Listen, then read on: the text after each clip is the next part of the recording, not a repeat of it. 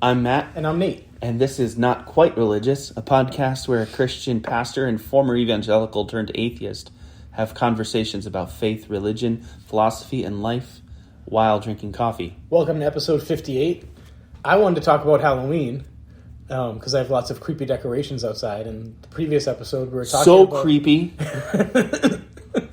Yeah. I had to go to the bathroom as soon as I came in your house today because I pissed myself in your yard. So we're not going to talk about Halloween unless I can work it in besides the intro. We're going to talk about Nietzsche and Catholic author and Dostoevsky and see where else we go from there.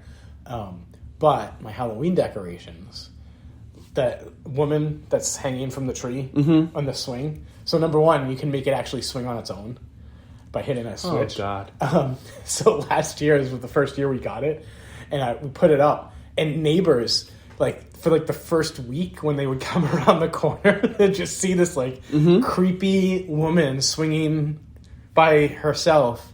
And, dude, they stopped. And this year we got that little creepy kid, and I move it every day.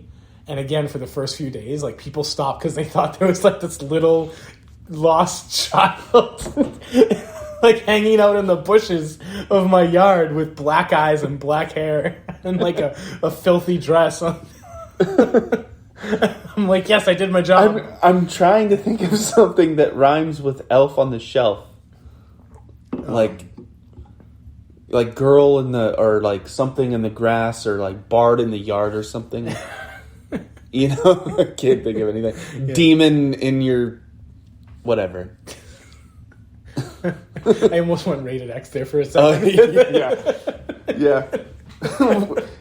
Here we are as a podcast, and we're making each other give beans for swearing. That's right. That should be the next goal. It's not to talk about philosophy. It's to see who can make the other swear more accidentally. But what do we do if we go X-rated? Right. Then we have to.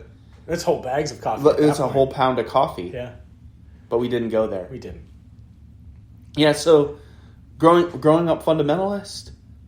And then being an adult that reacts to fundamentalism, I grew up where we had harvest parties, right? Yeah. Instead of Halloween, because Halloween's demonic, right? And then when I got into my adult years, I'm like, no, Halloween's not demonic. It's just a time of year to kind of celebrate spooky stuff. Yeah. And it's the same thing as saying grace before every meal. When I actually had kids, I was like, I'm not going to make them say grace before every meal. And then I show up at the other week I was at my Episcopalian friend's house, and they're like, well, how do you guys do grace? And I had to be like, we don't. And it had to be I felt like, oh, this isn't principled at all. This is just me being reactionary. I felt like his judgments, his unspoken judgments, had a tinge of truth to it. So grace was actually one of the things that I appreciated. I know last episode we talked about how I'm a materialist, and it gets complicated, but the spirituality around grace, I think the idea to stop. Yep. To pause. Right. Instead of just diving in, we're going to think about this. Exactly. So in our house, what we used to do after that was everyone would go around the table and say how they were kind today, how they were brave today, and what they're thankful for. And that got morphed for various reasons. To today, we say a good part of your day, a challenge, and a challenge doesn't have to be something bad. It could be it doesn't have to be so-and-so kicked me in the belly. It's there was a math test and I was really anxious about it and I pushed through. Because challenges aren't necessarily bad, but it could be something I had a really hard day and then something you're thankful for. And we do that almost every day. And there were occasions, last night, we didn't do it. It was just conversation was just happening and laughs were happening, and it wasn't going to be like, all right, let's stop and we have to go around the table. But it's something we do relatively often. I think it's a way that we are able as a family to share our lives, to pause, to think about like, what am I thankful for today? Like, you know, what should I have gratitude about? And sometimes they're like, I don't know. I'm like, and we'll do some prodding. Like, well, you had swim today and you said you did really good. Like, are you thankful that you beat your record? Or are you thankful that, right? You know, and sometimes it just comes down to like I'm thankful for dinner. And I'm like, you say that every night, but you know, yeah. I guess that's what I'm saying is like, when you're reacting, well, in terms of the way that I'm raising my kids, we always just react to the way that we were raised. Yeah. Just naturally. And I was like, obviously, I don't want my kids to be fundamentalist. So I'm not going to make them pray. But in doing that, it's almost as if the fundamentalist won. Because I'm... You're a fundamentalist the other way. Well, but like, I'm presuming that I ever understood why we say grace in the first place. And I confused the letter for the spirit, right? So what you're saying is exactly the reason that's why say grace. We're going to pause. We're not just going to dive into this. Yeah. Like the fact that we get to eat. And we get to eat regular meals, and there's people in our world that don't. Yeah. And there's quite a few famines going on. And there's labor done for this to be here. Yeah. And whether you want to attribute to a deity or not, it doesn't matter. Like, there's labor that's been done, so we're going to sanctify this moment. And I know that's a loaded term, but that's what you're doing. And sometimes you forget the spirit, the good spirit behind a lot of things that you know you do in a fundamentalist upbringing, because it whether my parents intended it or not, I tended to hear everything as like black and white. So it was like, in terms of saying grace, it's blasphemous not to. Right. As opposed to, this is a moment of gratitude and thanksgiving and centering, and instead of this is focus. The reason we do it, it's here's the reason why you don't not like do if it. Like if you don't do it, Right. you're gonna have to like make it up with 9 really good prayers. Or if you're Right. Catholic, you have to say 7 Hail Marys because you didn't say Yeah. grace one time. And I don't know if it's like intentional, but as kids, the way that we hear and appropriate things. And I bring this up to say, recently, I've been having thoughts about Halloween that are like, no, I'm not gonna start condemning people that celebrate it like there's some like they're doing it because they're pagans or heathens, or there's something wrong with them. Yeah. But I have been wondering, wait a minute, where did this come from? It's not just some innocent like, you know, let's pick this day to do ghosts or whatever. No, it has a history behind it. Yeah, I think it's a complicated history. And you Yeah. know what I think about is like Christmas used to actually be the time to tell creepy stories. Like when we see a Christmas Carol, right? We're like, it's weird that there's that one story with all these ghosts in it. Yeah. No, Christmas was when you told the most creepy stories for a vast majority of Right. like European history. Uh-huh. And so like, and like no one today would be like, Christmas is demonic. Although the Puritans banned the celebration of Christmas for being demonic, right? So if if Puritans were magically, propelled into the future to today, they would be 100% at war with evangelicals about Jesus being the reason for the season, and even celebrate to be like, why are you celebrating Christmas? Like, you're a pagan. You're awful. Right? And it just reminds me of evangelicals today being like, oh, you're celebrating Halloween. Here's your chick track to save you. I'm like, it's just culture's funny. My kids are going trick or treating. My oldest is going as one of those like one of those T-Rexes. Oh, like the blow up ones. Yeah, the blow up ones. and my daughter is going. I don't even remember. They all have really good costumes this year. My middle son is going as a stick figure. Nice. And how they do that is unbelievable. And I forget what my daughter's going as. 2 years ago, after the pandemic, we went all out. We did an entire family theme. We all went as Marvel characters. I spent like $300 on a costume. It was from a cosplay. Like, we went to cosplay websites where they were like, enter your size, take your dimension. And like, right before you hit submit, or like, they were like, this is not returnable because we are gonna start cutting leather the moment you click yes. And we've made these to the dimensions you told us. That's how, like, balls out we went. Yeah. Do I have to put a bean in for that? Balls out? Yeah. No, you're talking about volleyballs. Okay. This year, we're all going as vampires. You have to put a bean in for vampires, you demonic. And we're going as, like, Vampire Diary vampires. And so they just look like humans, and sometimes they have fangs. And except Sebastian. He wanted to be a butterfly Hulk ghost, and we convinced him to go with Spidey. Nice. I wish I could remember what my daughter is going at, because it was something really, really cool, I thought.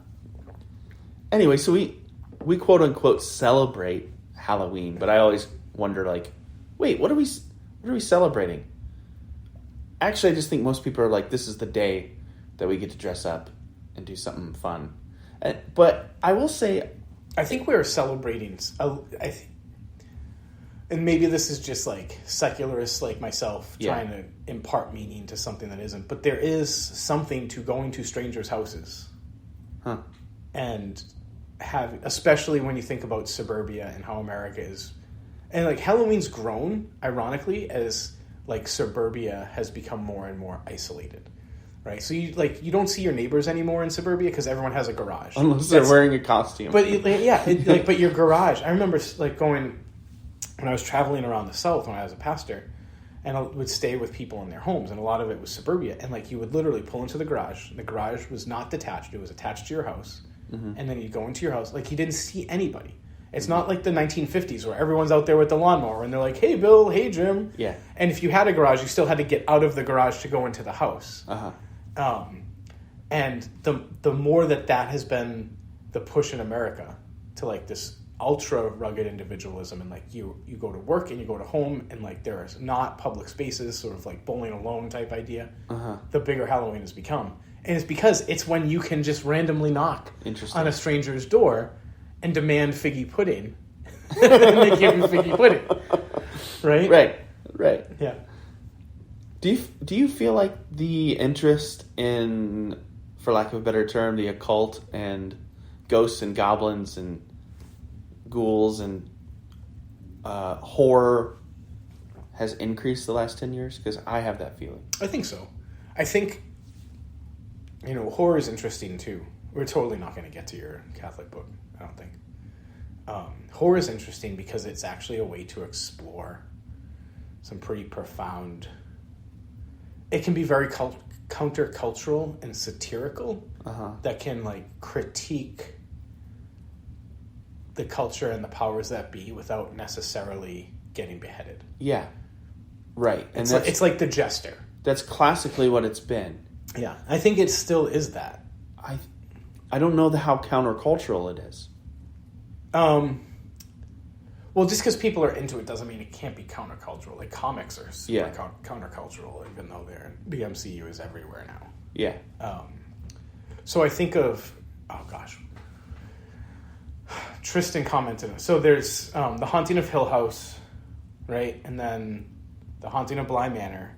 And I don't know if you saw either of those series on Netflix. They're absolutely amazing.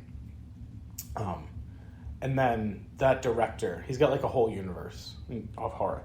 He created another one that was about essentially Dracula. And I forget the name of it.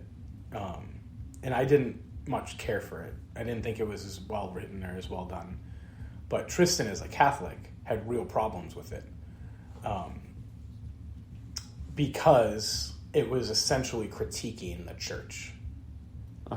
right? And it, like, once Tristan mentioned it, I was like, oh yeah, I can see that. But I was more focused on, like, this isn't a really good vampire story. Uh-huh. Like what you did with Hauntings, like, I wanted that with vampires, and instead you gave me, like, oh, Dracula, like, turned this priest into a vampire, and now he...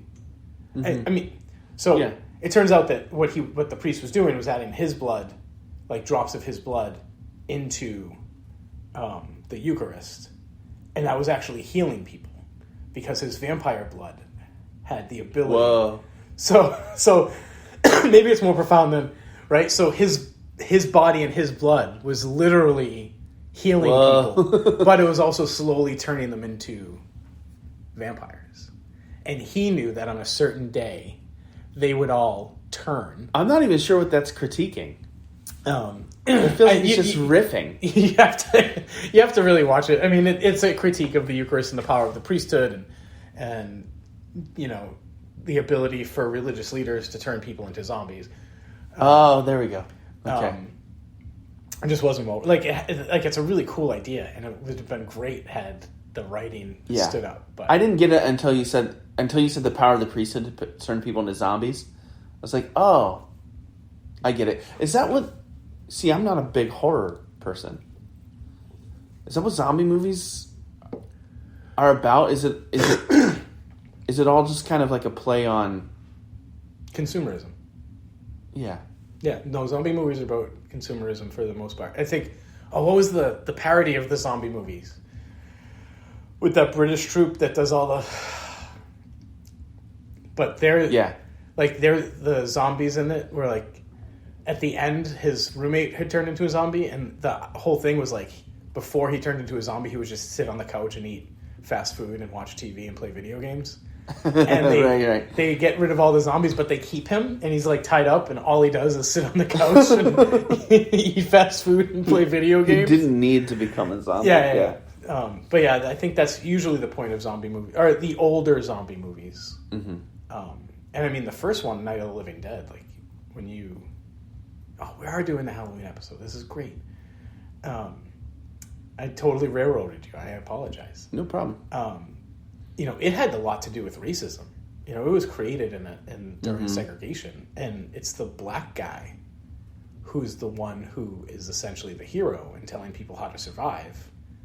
And like, yeah, that wasn't a thing in the 60s. I think the modern zombie stuff is a little bit different. I think when you think of like a lot of them now are virus based, or like the Last of Us fungus based. It's a lot more about fear of environmentalism and like science getting out of our control. Mm-hmm. Right. So there's a lot of like think COVID, but turns you into a zombie instead, and yeah. So is that... And vampires are just about lust. Right. Right. Like Dracula, when Bram Stoker wrote it, it was slightly controversial. Uh-huh. Just because of, like, the neck. Oh my gosh. Like, lips were on her neck. Like, it was like, at the time, it was considered pornographic. Right. It's like, in Victorian times, you don't talk about people's body parts. Uh-huh. And he's inside bedrooms and has 3 naked ladies who live with him. And and now you're reading, you're like, I don't see sexuality at all in it. Yeah, so I read a book by a Catholic who did not, as far as I know, give his blood to people. He may have donated it at some point. Haven't we all? I haven't. No? I tried to in high school, and I had just gotten a tattoo, and they wouldn't let you then. They said mine was indeterminate the last time I tried to give blood. What's that mean? Like, not that my blood was indeterminate. We're not sure if this is blood or not. Yeah, I was like, huh? What's going on with you? What kind of life form are you? No, they used to do, they probably still do, it's been a while, like an HIV test. Yeah. And my test came back indeterminate. Huh. Turns out that I have, or had at that particular giving, antibodies that looked like HIV antibodies. Huh. And they couldn't tell. There wasn't enough of a distinction. Are you immune to HIV? What's that? Are you immune to HIV then? I don't know. I They don't said, think we should test it. They said they looked like it. I don't have HIV. It was definitely indeterminate, but it was enough that they had to inform me that they discarded my blood. Yeah. This was such a long time ago. I imagine that they have better tests now. Maybe. But sometimes good enough is like why invest the research, because it's just easier to not take that. But they're like, my blood type is A positive. Is that the universal donor or the universal receiver? That's the universal receiver, isn't it? Yeah, I think O positive is the universal donor. I think so. Are they? Yeah. Yeah. So they're like, Or O negative. I always get them confused. Something like that. AB negative is like the one you don't want because it's so hard to get blood, right? Yeah. Yeah. Anyway, so they're like, A positive's like one of the most common ones, so don't worry. And I was like, I got my money, right? I don't care about. Do you get money for that? I thought that was only for like platelets and bone for marrow. plasma. Yeah. Actually, plasma. I did genuinely donate it. So I was like, if you can't use it, you can't use it. Yeah. You're like, it's yours now. I don't know. I can't take it back. Like, sorry. I'm like, yeah, sorry for wasting my time. I got an apple juice out of it. But it only took me 3 sips of beer to get wasted. Right. Anyway, so the Catholic guy who doesn't donate blood, or at least his blood doesn't turn people into zombies. Yeah, I don't think. Again, no way to prove yet that that's not true. No way to prove. What we don't know, we don't know. That was the last podcast, or the last episode. But his name, he's deceased now, but he's a 20th century Catholic theologian. His name is Henri de Lubac. It's French? spelled yes. Henri. Henri, Henri R.I. de Lubac, Lubac. And he wrote a book that I think should have been titled "Why Dostoevsky is Awesome," but it's called "The Drama of Atheist Humanism." Atheist humanism. And he talks about, it's interesting who he chooses to talk about. He talks about Feuerbach, who was Marx's mentor, then Marx, of course, Auguste Comte, which I'm like, does anybody care about? Anyway, Nietzsche, and then he talks about Dostoevsky at length, especially the brothers Karamazov, as kind of the best response that you can give to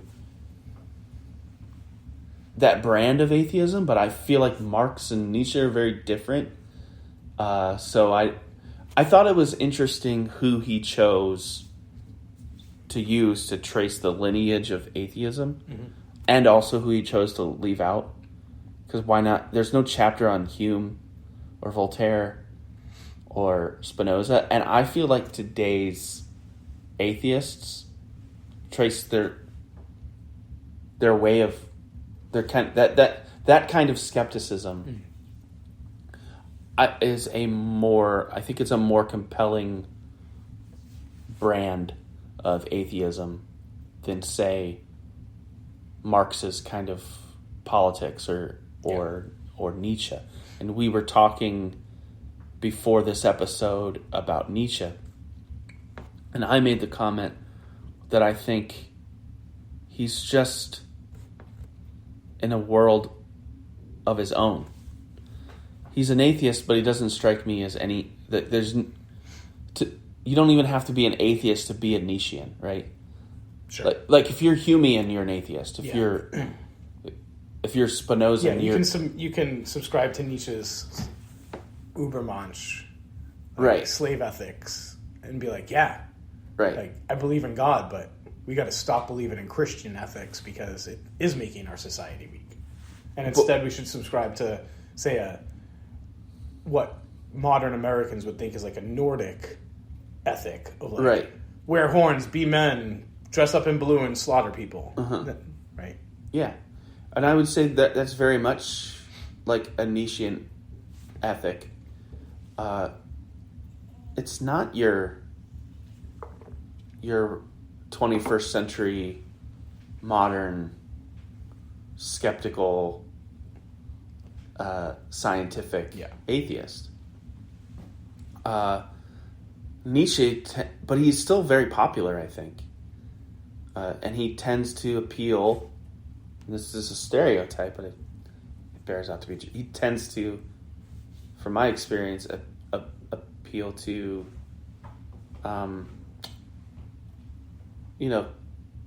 young, angsty, disaffected, maybe ostracized, or white dudes who feel ostracized. Young white men. Yeah.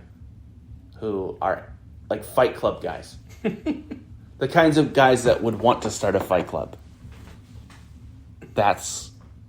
Those are to his chagrin. To his chagrin, I think. The guy who got arrested in Romania. I didn't hear about that. Yeah, he's like, it was a while back. He was like a famous TikToker. He was a French guy. He got fame being like a really great kickboxer, and then claimed that he has all these like website like campsites, and he's a billionaire. And he was arrested in Romania for like fraud and kidnapping, and he would very openly talk about like you should treat women terribly, and they're essentially objects. And yeah, which I want to say I don't think that was what Nietzsche was envisioning at all. Yeah. I think he was talking about this is complicated, but I think what he was talking about was he saw the Enlightenment as a secularized Christianity, which I think is what everybody saw it as. Mm-hmm. This is a secularized Christianity. What Kant did was take Christian morals and filter it into reason, right? And it not needing to be grounded in revelation, so the Christian morals stayed, but right, the myths and everything are not necessary. Kant basically made a restatement of the golden rule, and so Nietzsche observed this was inevitable. This is where Christianity was inevitably going to go, especially when it finally confronted science. It was going to realize that the only thing it had was moralism. But this kind of moralism sucks. It's weak. It's boring. It turns men into... it makes men womanish, and I mean that in the 19th century way of saying that. It makes people, men, women, it makes everybody weak. It wasn't just about men, it was just about people. And he's like, why don't we just scrap the whole Christian thing? If it was going to lead to a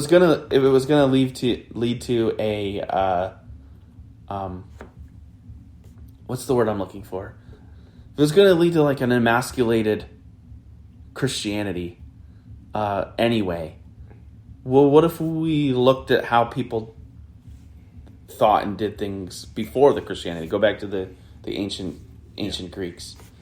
So he's like, Christians, Orthodox Christians, or Kantians, or New Enlightenment people, they're all just faking it. The truth is that we can embrace life for all it is. We don't have to think it comes from anything. We can just think that it is, and embrace it fully and live it to the fullest. Nietzsche thought of himself as a hedonist, not a nihilist. Yeah. But he gets associated with nihilism, I think. And now he appeals to people to men who feel emasculated. Yeah. And what they call incels, which is not a term I like. because I think it's very insulting. Yeah. Because like a lot of those guys are really in pain. Yeah. And really struggling and suffering and need a lot of help. But he's what I'm saying is like he's named as an atheist. Nietzsche's an atheist. He doesn't believe in God. We killed God. Well, it's interesting. Okay, so we killed God. God is dead. He doesn't necessarily celebrate that fact. He's just like, but this is a fact. Yeah. And I think this is why Christians latch on to Nietzsche, because Nietzsche is a critic of the Enlightenment. And Christians ironically latch on to Nietzsche because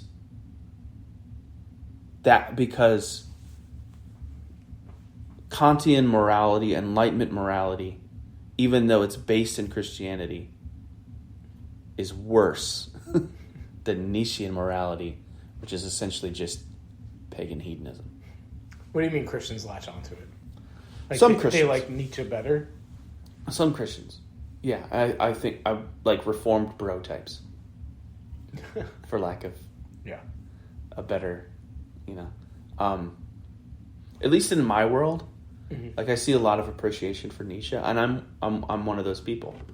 But every once in a while, in my conversations with my fellow Christians, I don't have any.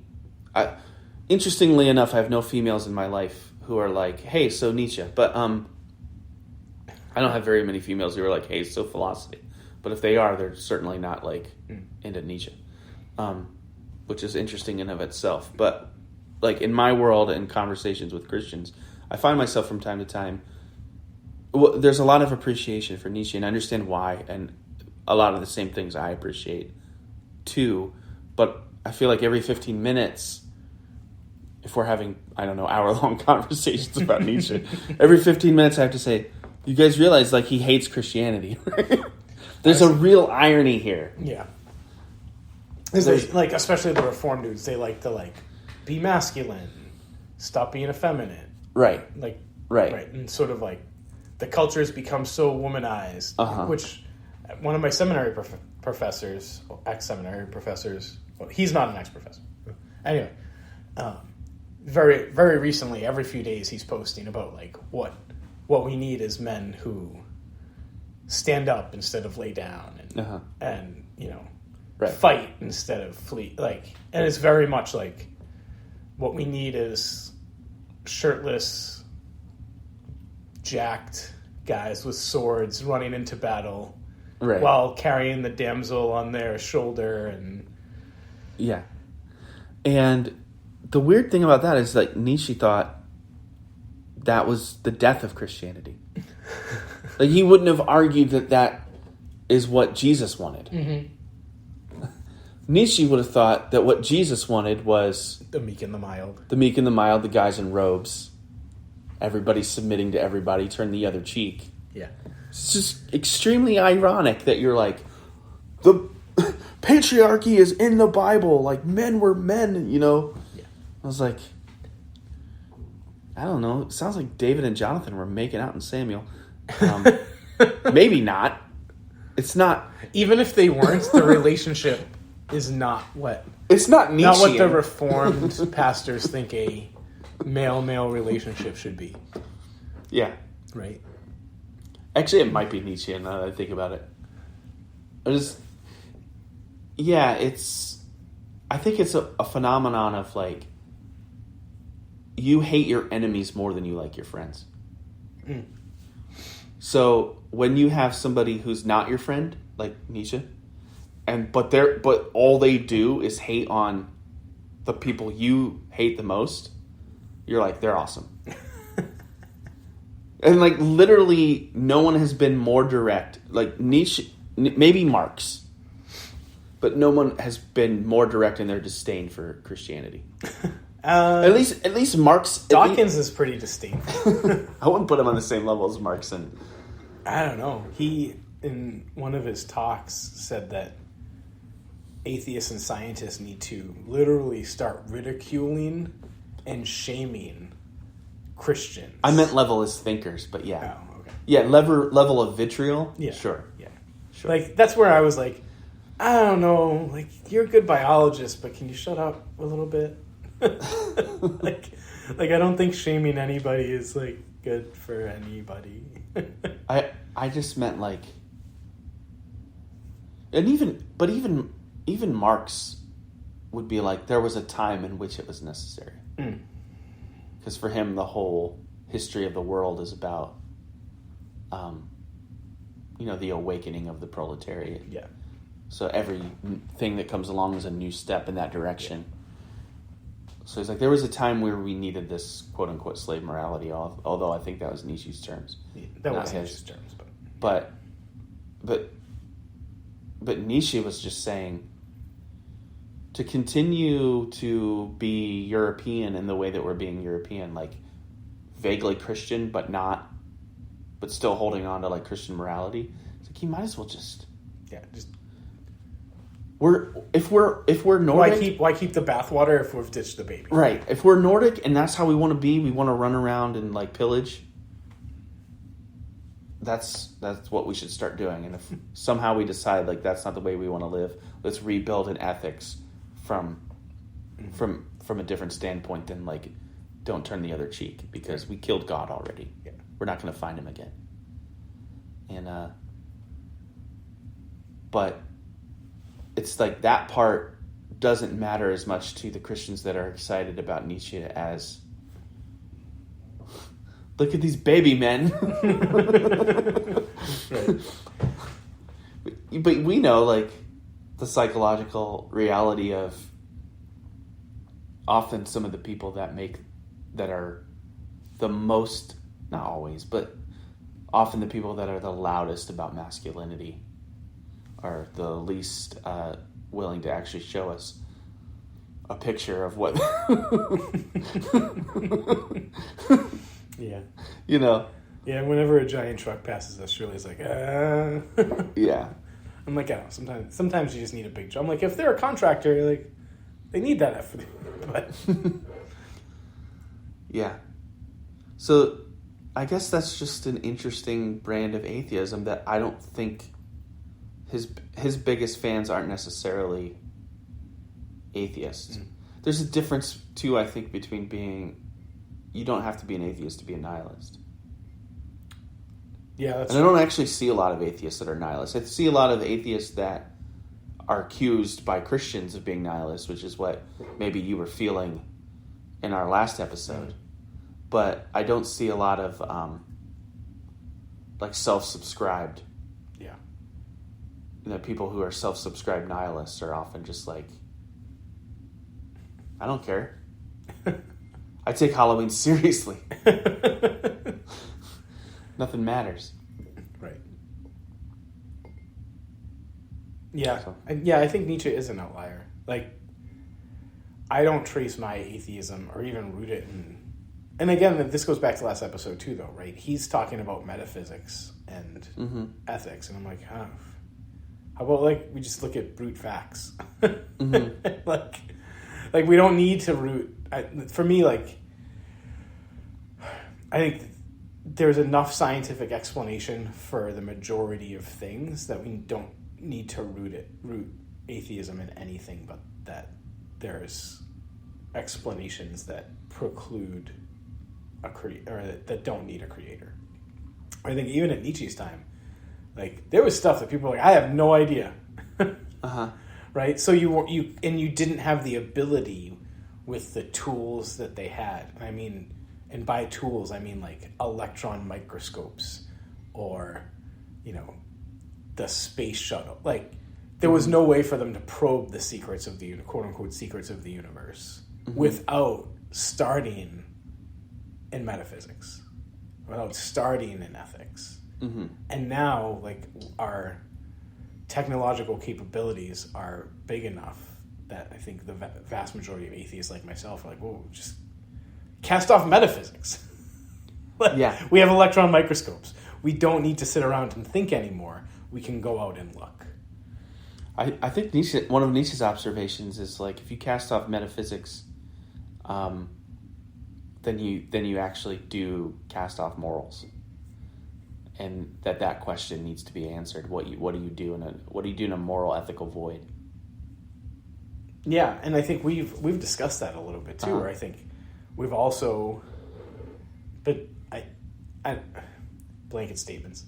From my worldview perspective, whatever, we've discovered how morality was built in genetically for our species to survive in the plains of Africa 7 million years ago, and that there were other species of hominids that aren't here.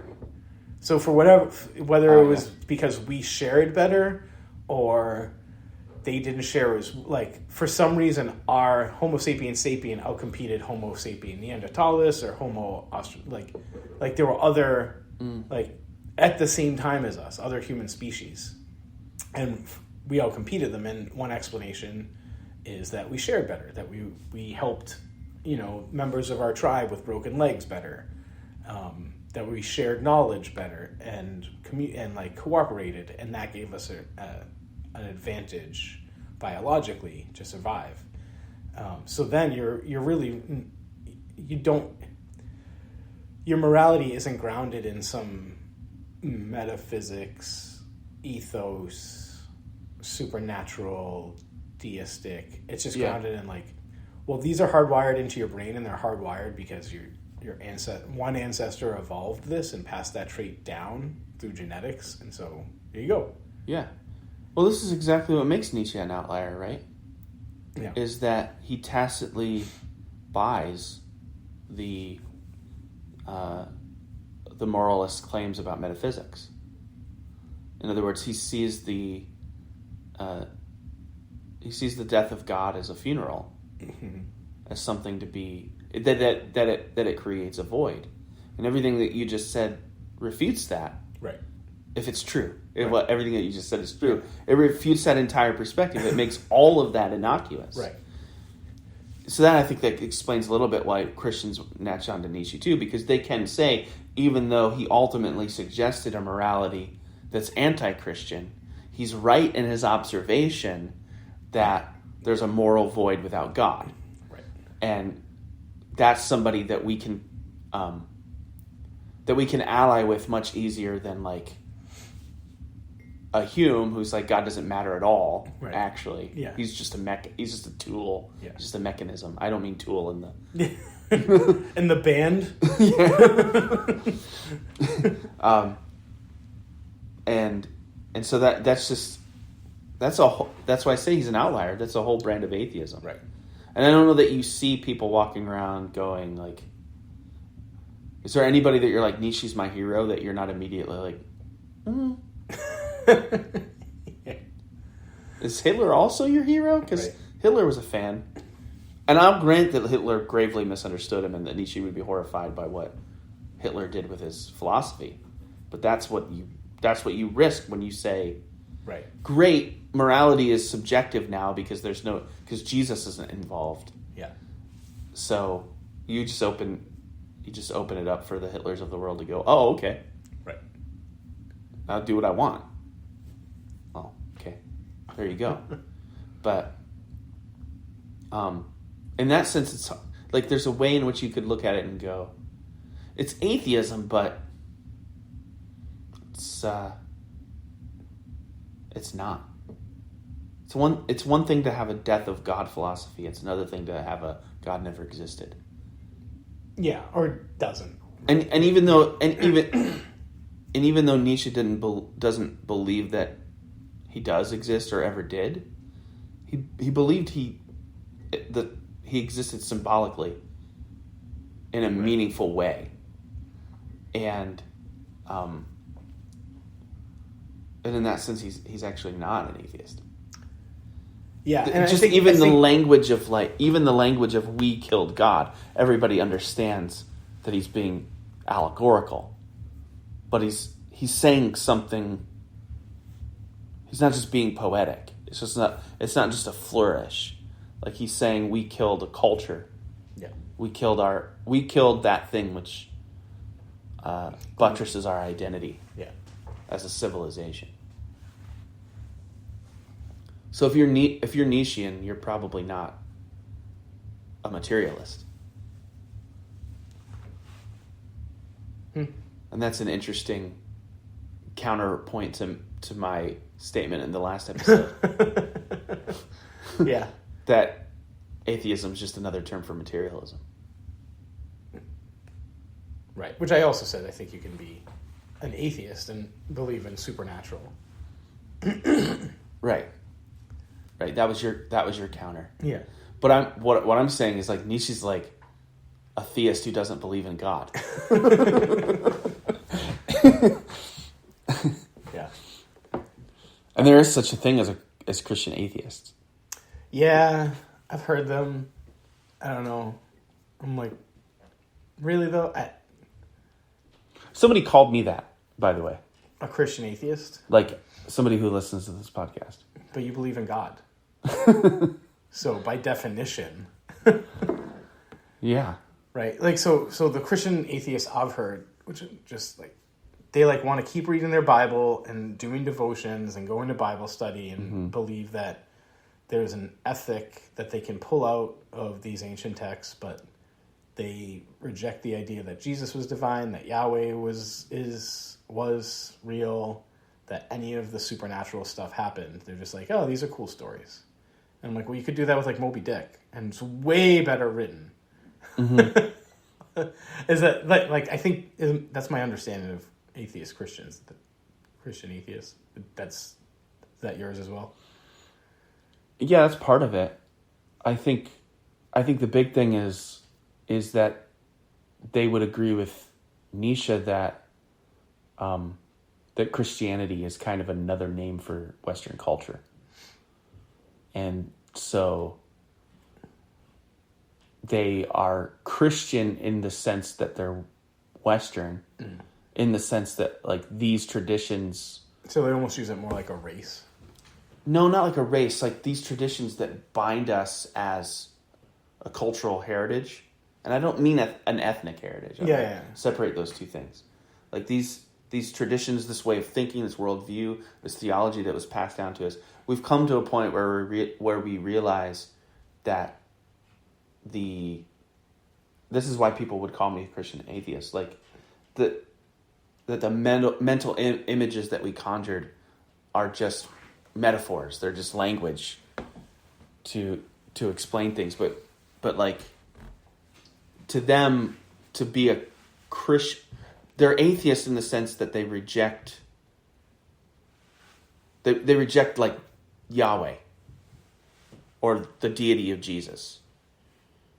But they're atheists in that sense, but they're Christian. They're Christian in the sense that these traditions and practices and way of looking at the world are essential to who we are as humans. Yeah, that boggles my mind because they just haven't read history then. Because these traditions, like, they've changed so radically, even in the 500 years. Right. Christmas used to be when you told ghost stories. It wasn't about presents and protesting Starbucks because they have a different color than red or green on their cups this year. Like, right. It's like, I don't think the Christian atheists are that. No, I know, but I'm just saying these traditions that it seems like they're relying on to say, like, this is Western culture and this is... I'm like, those traditions have changed and morphed and, like, are continuing to. I'm thinking about, like, going to church. Yeah. Like you were saying, going to church, doing devotions, like, doing prayer, doing daily office. People that I know, Christian atheists, I don't know that I know any personally, but the little bit of research that I've done on it, interestingly, they tend to be high church. They tend to do the prayer book. Right. And believe... Well, I mean, I suppose you'd have to. Right. Right. If you think about it for a little bit, you're like, oh, the people that believe... The realer the people think this is, the more likely they are to throw out, like liturgies, like organized liturgies. I hear directly from the Spirit. Right. I open my Bible and the Spirit tells me what it means. Yeah. You can imagine if somebody's atheist and they have a little bit of a skeptical bone to them, they might just be like, I don't know if I believe it, but here's the structure. And, it may just be a cultural structure, but it's one that I want. Yeah. I want these boundaries. I identify as a Christian to the extent that I participate in these traditions that have been passed down. Yeah. So they're often like very conservative in terms of their politics are liberal, but then like their what they want from their church is very conservative. So they'll be like, yeah, they'll have leftist politics, but then when they come to church, they're like, please don't change the Lord's Prayer from Our Father who art in heaven to Our Mother on Wednesdays. Yeah, that was, you know what I mean? like a hot minute, right? Like we say Our Mother on Wednesdays, Our Dear Parent on Thursdays, and Fridays we say Our Father. You know what I mean? It's like, just let it be the Lord's Prayer. We know it's not real anyway. Yeah. Like, it's the tradition that we want, you know. Yeah, they don't make sense to me any more than Nietzscheans make sense to me. Yeah. But again, it's because, which we've said is I think the difference between us is like, I just don't start from metaphysics. And it seems like they are, and Nietzsche is. And I'm like, you guys are idiots. start with, you know, even Descartes gets a little, you know, but like start with like... Oh, we should do an episode on Descartes. He's awesome. Yeah, I mean, you know, he never does prove that he's not a Boltzmann brain, but... No, and you know what this is why I want to do a thing on Descartes. You know what he never proves to me, personally? Is I'm not convinced he's not just a super troll. He's like, I'm a rich academic.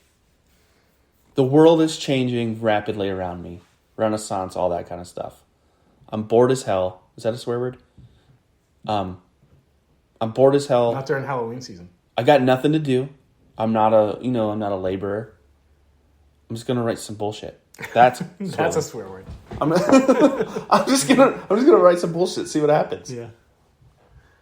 He talks at length about a book he never ended up writing, because I'm writing a book called The World, the history of the world. It's gonna be about everything. Yeah. Dude, that's an ambitious project. You say crazy stuff. They do say crazy stuff to me. I think that's how I know I exist. And if I exist, then God must exist. What? Like, reading him sounds like talking to a 15-year-old who just discovered philosophy existed. And, you know, where he's... So, like, you know, the first half of the whole I think, therefore I am. Yeah. Like, it's good. And then he starts getting into, like, how you know that your eyesight is real and his pet theory on vision. Mm-hmm. And I'm like, but did you do any experiments? No, he's making it up. He's just like, corpuscles are floating around, and because I know orange is a mixture, and it's like, he lost me, man. But here's the thing. This is why I think it's a troll job. I think it's messing around. I don't know if it's a troll job as much as it is just messing around. See what happens if he publishes this stuff. Is like, Descartes is a mathematician. Mm-hmm. Like, and a renowned mathematician in his time, receiving awards. Like, he's not an idiot. I think it's a troll job in the sense of, like, it could be, this is my take, and it, you know, I'm by no means a scholar. It could be a parody or a satire of philosophy. This is how stupid you sound. He's like, let's get back to math where you can prove right. things. Right. That would be fantastic. That's my take on it. I'm going to have to go back and read it again and see. And the humor of it is like, everybody was like, oh my God, they took it seriously. Yeah, you just revolutionized philosophy. Right. It sounds like something Bertrand Russell would do. Like, and in his grave, he's like, this is hilarious. JK, guys. JK. I changed the world. You know, it's like he's Jonathan Swift, but he was so much better at satire than Swift ever could dream of being that he ended up changing the world instead of just mocking it. That's the real satire, when your bullshit changes things. Does that make Jesus a troll? I knew you were going to say that. I set you up for that. It's possible. I think your daughter should go as a super troll for Halloween. Just dress up as Descartes? Is that what we're saying? No, I mean like literally a super troll, like Harry Potter style. Oh yeah, or like Lord of the Rings. Rings. You get like super meta by trolling the meta. Yeah. My daughter's favorite movie. Just like go behind her and be like, "Oh, I'm a troll." Oh. Everybody can judge me if they want about what I'm going to say. My 6-year-old daughter's favorite movie is Jaws. Jaws. Nice. Me and Xander just watched Nightmare on Elm Street Part 3 last night. You and Xander? Yeah. Which is like one of the better, like, yeah. I was like, yeah, it was the first horror movie I ever saw that gave me nightmares, so we watched it. I was like, it holds up. Does it? It does. Like some of the effects don't, but you don't expect that, but like some of the creep factor, I was like, if this was shot like in a modern camera with some better visuals, I'm like, it would be just as creepy. Nightmare on Elm Street changed my life. Yeah. I'm not sure for the better or worse. It definitely directed the course of it. Huh. We'll have to save that for another episode because we're coming up on time. But I think Nightmare on Elm Street's the reason I became a Christian. How's that for a hangover? Wow. How's that for a cliffhanger? I mean, Freddy was pretty scary. Yeah. It's like, I don't want to get sucked under my bed into hell. Yeah. I need Jesus.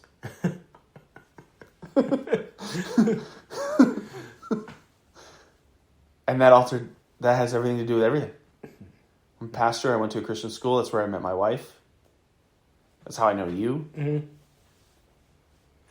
Well, and back to horror being a commentary, number one, Freddy's like unbelievably sarcastic and makes light of it. Like, like he's always joking, but also the fact that like he attacks on Elm Street. Like every town has an Elm Street. That he gets you in your dreams. Right. This dreams. This is the 80s where you're looking at the Cold War. Uh-huh. Mutual assured destruction. Uh-huh. Right? Also Reagan, like it appears safe, but like you're not safe when you sleep. Like no one's safe when they sleep. Uh-huh. You can't react. Right. Right? Like right. There's an earthquake and you're sleeping and the roof collapsed, like that's it. Right? Yeah. And that's where he gets you. It's like, yeah, I know. So when you say that it holds up, does that mean that you watched it and you were scared? Or I wasn't scared. You just mean it was good? I just mean like the scenes that were creepy. Yeah. Because like you go back and you watch some horror movies and you're like, yeah, I don't like the story doesn't hold up, the characters don't hold up. Like there were scenes that like I was like, that's a legit creepy scene. I'm like the effects could have been better. Like you lost me a little bit because I've now seen CGI and right. Like, but I'm like, if that movie was completely redone with minor tweaks to the script to bring some of the slang up to contemporary standards, you'd be like, that's a legit scary movie. Yeah, interesting. I can't watch it. No. Usually we have like talks in these podcasts, and especially when we get into the entertainment realm. I'm like, I'm going to watch that. Not this time. All right. I don't think I can do it.